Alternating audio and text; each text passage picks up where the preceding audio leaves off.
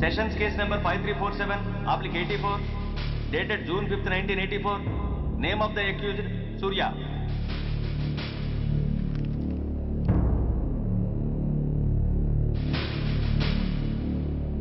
Proceed. Your Honor, ఈ నేరస్తుడిని కఠినంగా శిక్షించండి అని వాదించడానికి కూడా ఒక్క నిమిషం ఆగి అతని వయసును సమీక్షించుకోవాల్సినంత చిన్న వయసులో ఇతను 2 హత్యలు చేశాడంటే మన న్యాయ వ్యవస్థ మొత్తం ఒక్కసారి మళ్లీ ఆలోచించుకోవాల్సిన పరిస్థితి ఏర్పడింది.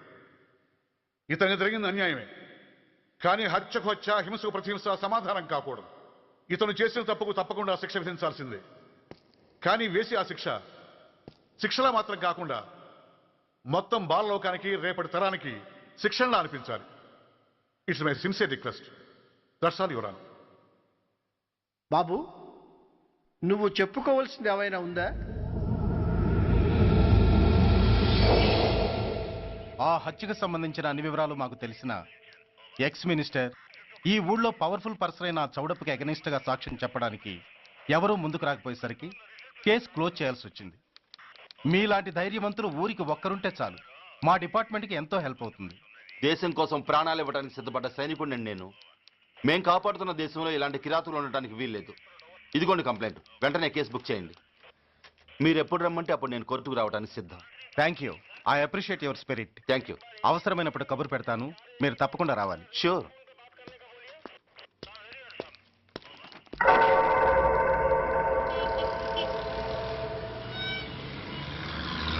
అవును సార్, రిపోర్ట్ ఇచ్చి వెళ్ళాడు.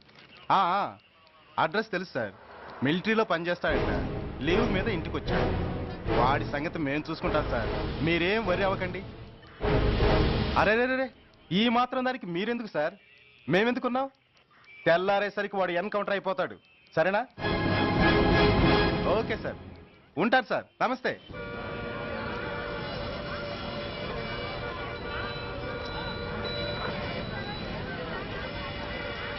నాన్న, మనం ఈ ఊరోజులు ఎందుకు వెళ్ళిపోతున్నాం? ఈ ఊళ్ళో కొందరు చెడ్డోళ్ళు ఉన్నారు బాబు. ఎవరు వాళ్ళు?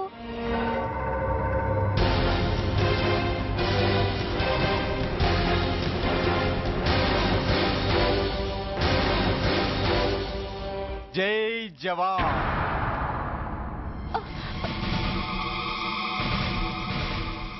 కోర్టుకొచ్చి సాక్ష్యం చెబుతాన్న మిలిటరీ ఆయన చెప్పా పెట్టకుండా ఊరుదిలి పారిపోతున్నారే. రేయ్, నేను సైనికుణ్ణిరా. వెన్ను చూపించి పారిపోవడం నాకు అలవాట్లేదు. కాకి బట్టలు తొడుక్కొని అలాంటి లుచ్చాల దగ్గర పాకి పనిచేసే నీలాంటి వాళ్ళ పని పెట్టడానికి మళ్ళీ తప్పకుండా తిరిగి వస్తాను రా. అంత లేదమ్మా, అసలు నువ్వు ఇక్కడి నుంచి వెళితే కదా తిరిగి రావటానికి. తమ్ముంటే ఆపండి రా. ఛా, రండిరా.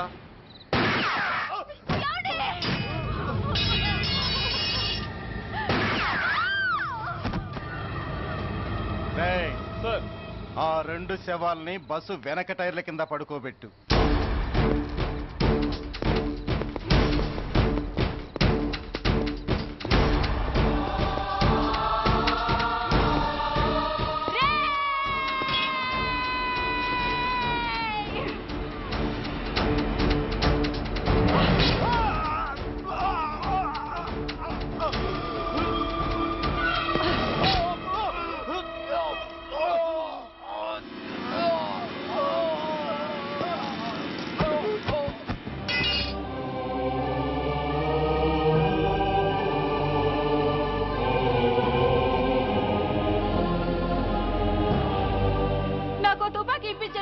ఇక్కడున్న పోలీసులందరినీ చంపేస్తారు సార్. వాళ్ళు మంచి వాళ్ళు కాదు sir.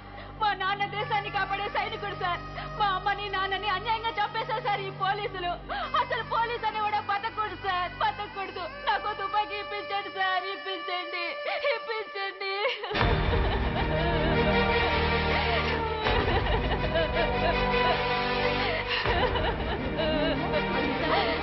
Order, order. The judgment is reserved. Court is adjourned. ఏ తలబట్టేసిందా? మీరా? ఏమా బాగున్నారా? బాగున్నానన్నయ్య. రండి కూర్చోండి. ఏరా, బోర్డర్లో ఉండాల్సిన వాడి కోర్టులో పరిశీలన అయ్యావు. ఎంతసేపు అయింది వచ్చి? ఈ కేసు హియరింగ్ స్టార్ట్ అయ్యేసరికి వచ్చామన్నయ్య. ఇంతకీ ఆ అబ్బాయికి ఏం శిక్ష పడొచ్చు? ఏముందమ్మా, మైనర్ కాబట్టి కొన్నాళ్ళ పాటు రీఫార్మ్ స్కూల్ పంపించాల్సి ఉంటుంది. ఆ శిక్ష వేసేసి చేతులు దులిపేసుకుంటారు అంతేగా? నేరం చేసిన వాడికి శిక్ష వేయటం చేతులు దులుపుకోవడం ఎలా అవుతుందిరా? వాడు చేసింది తప్పు కాదని నీ అంతరాత్మకు తెలియదా? మన దృష్టిలో తప్పు కాకపోయినా చట్టం దృష్టిలో అది నేరం. దానికి శిక్ష వేయక తప్పదు. అసలు శిక్ష అనేది ఎందుకురా? మనిషిలో పరివర్తన తేవటానికి. మీరు వేసే శిక్ష వాడిని తప్పు తెలుసుకొనివ్వదు, తప్పుదారిలోకి మళ్ళిస్తుంది. ఏంటో నువ్వనేది? ఆ పసి మనసులో ఎంత ఆవేదన ఆవేశం ఉన్నాయో చూసావు కదా. శిక్షాకాలంలో అవి వాడితో పాటే పెరుగుతాయి తప్ప తరగవు. సమాజం మీద కక్షతో, వ్యవస్థ మీద హేట్రెడ్తో ఓ రెబల్గా సొసైటీలోకి వస్తాడు. దగ్గరికి తీసుకుని ఆదరించేవాళ్ళు లేక మరో క్రిమినల్గా తయారవుతాడు. ఇంతకీ నువ్వు అనేది ఏమిట్రా? మా కన్న కొడుకు ఎలాగూ పోయాడు, వాణ్ణి మేం పెంచుకుంటాం. Yes, we want to adopt him. I appreciate your humanity major Bhargav, but చట్టానికి విచారణ చేయటంలోనూ శిక్ష విధించటంలోనే కాదు, ఆ శిక్షను అమలు చేయటంలో కూడా కొన్ని పరిమితులు ఉంటాయి. శిక్షాకాలం పూర్తి కాకుండా అతన్ని మీకు హ్యాండ్ ఓవర్ చేయటం కష్టం అవుతుంది. ఇంతకీ ఆ కుర్రాడి మీద మీకు ఎందుకంత ఇంట్రెస్ట్? అతను ఓ సిన్సియర్ మిలిటరీ మ్యాన్ కొడుకు సార్. అంటే ఆ చనిపోయిన అతను? He was my subordinate sir. Oh I see. Okay, I will do one thing. ప్రస్తుతానికి ప్రొసీజర్ ప్రకారం అతన్ని రిఫార్మ్ స్కూల్కి పంపిద్దాం. ఈలోగా గవర్నమెంట్కి, లా అండ్ ఆర్డర్ డిపార్ట్మెంట్కి స్పెషల్ పర్మిషన్ కోసం అప్లై చేసి వాళ్ళని ఒప్పిస్తాను. ఆ తర్వాత అతన్ని మీరు తీసుకెళ్ళవచ్చు. Thank you very much sir. వస్తాం సార్. మంచి మేజర్ గారు, ఆ కుర్రాడిని మీరు ఏం చేద్దాం అనుకుంటున్నారు? ఏ డిపార్ట్మెంట్ అయితే అధికార దుర్వినియోగం చేసి ఓ నేరస్తుని తయారు చేసిందో అదే డిపార్ట్మెంట్లో చేరుస్తాను. I will make him an honest police officer.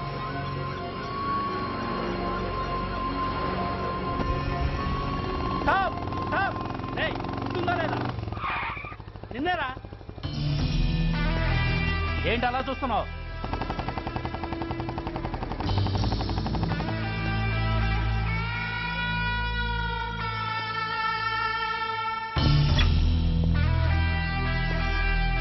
ఏంట్రా, ఏంటి మీదకి వస్తున్నావు? ఏమన్నావురా? సిగ్నల్ పడకుండా ఎందుకు వెళ్ళావు? నన్ను నువ్వు ఏమన్నావు? బుద్ధి ఉందా లేదా అన్నాను. ఓహో,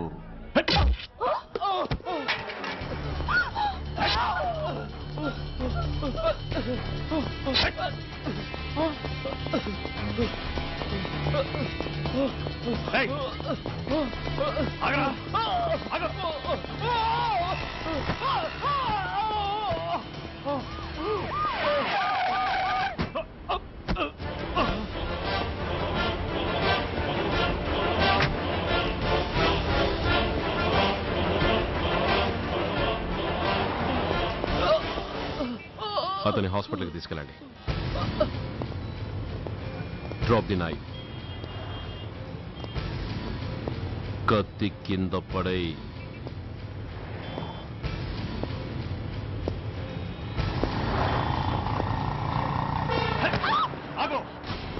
ముందుకొస్తే దీన్ని చంపేస్తా. చంపితే ఏమవుతుంది? నిన్ను చంపడం నాకు ఇంకా తేలికవుతుంది. కమాన్, చంపే. ఆలోచిస్తావే కిల్లర్?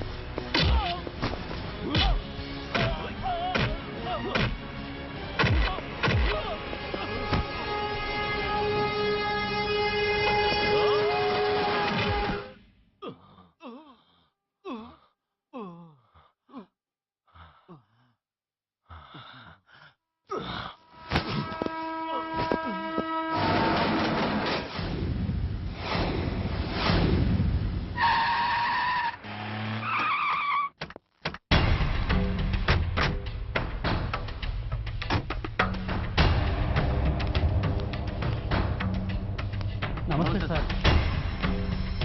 నమస్తే సార్.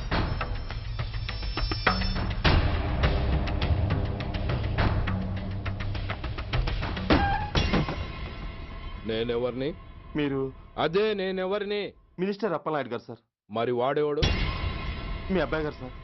అంటే అది తెలిసే వాడిని లోపలేసావా? ఎఫ్ఐఆర్ ఎక్కడ్రా? ఆ?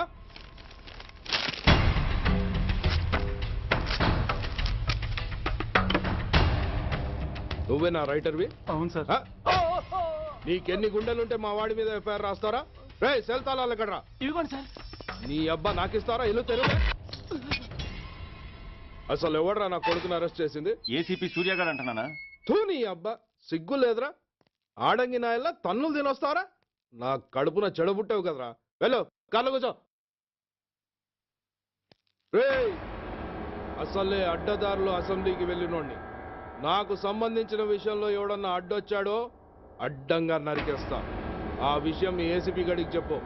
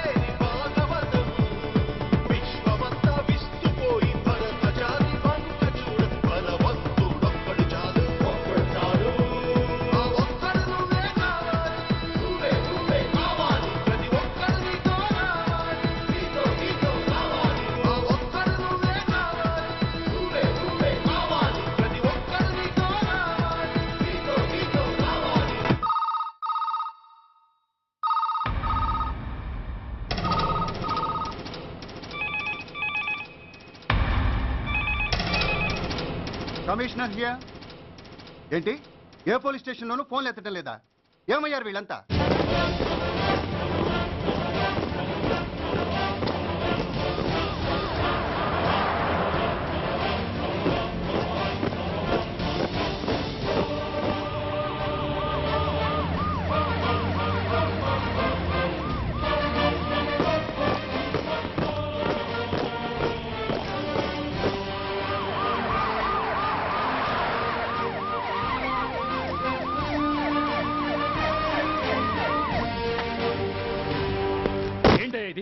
What is nonsense?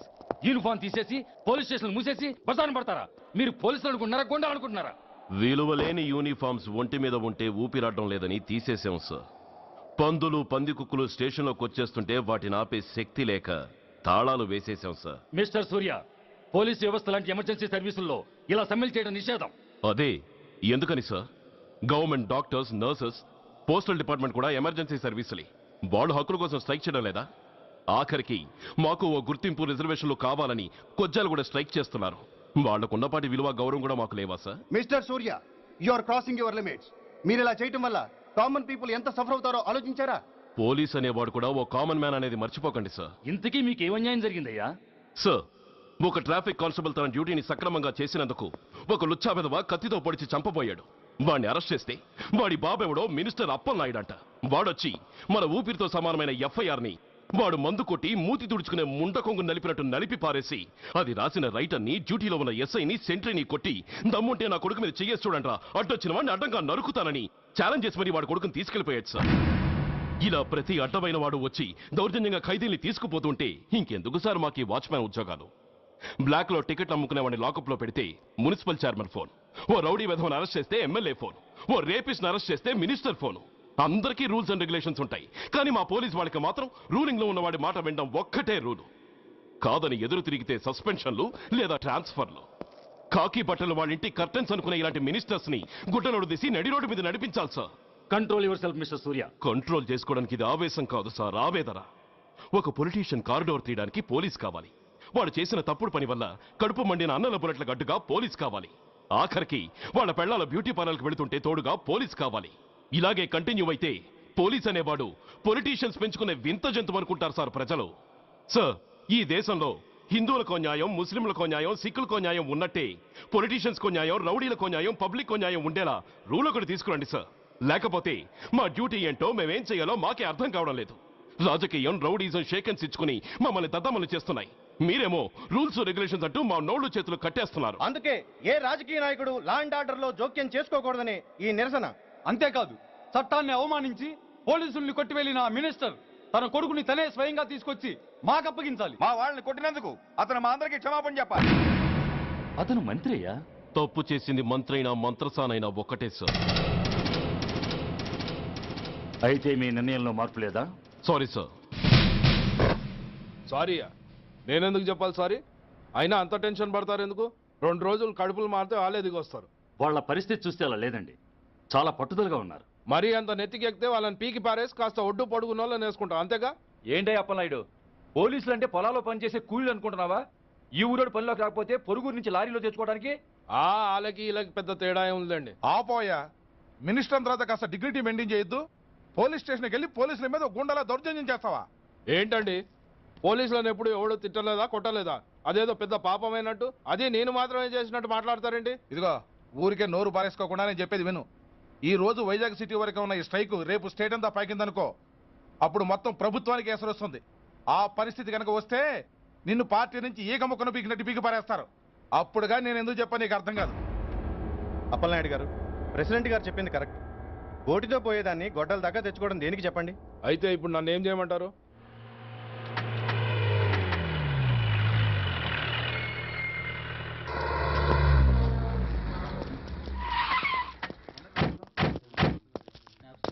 హలో, మా ఈ నిరసన పబ్లిసిటీ కోసం కాదు, మా ప్రాబ్లం సాల్వ్ చేసుకోవడం కోసమని మీకు ముందే చెప్పాను. మళ్ళీ ఎందుకు వచ్చారు? మినిస్టర్ గారు రమ్మంటే రాకుండా ఎలా ఉండగలం సార్? మినిస్టరా? ఏ మినిస్టర్? అప్పలనాయుడు గారే సార్. అదిగో అప్పలనాయుడు గారు వచ్చేసారు, పదండి.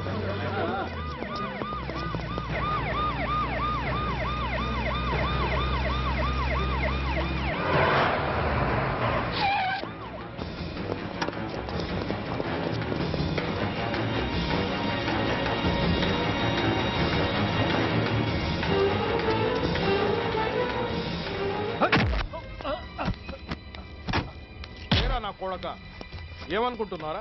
నువ్వేమన్నా పెద్ద రౌడీవా? నా పరువు తీసేసావు కదరా, నా కడుపును చెడబుట్టావు కదా బాబా.